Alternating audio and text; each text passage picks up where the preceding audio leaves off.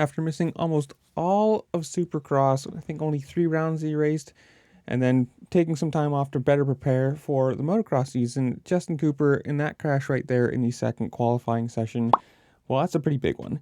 And it's sad to see because, he was sitting second in points, challenging for the championship this year, and it kind of falls into the place of he already has the 250 title.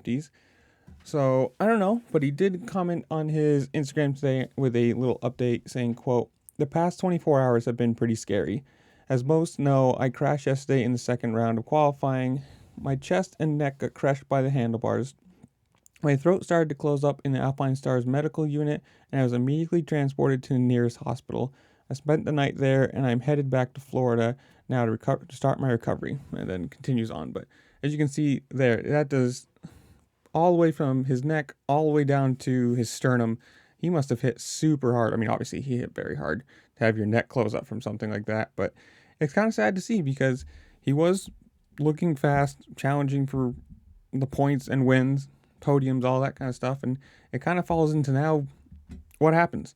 Where does he go? Does he stay on the 250? Does he get a ride in the 450s? How long is he out after this crash? Who knows? Hopefully he's healed and, come back and keep the 250 class as competitive as it has been, because it's nice to watch. Or who knows, maybe he comes back and moves up to the 450 while Eli Tomac's out, or who knows what it is. But comment down below, what do you think's going to happen? Is he out for the rest of the year?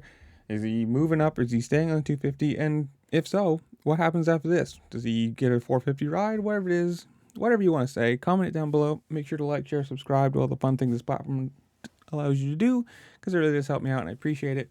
And with that, I will see y'all later. Peace.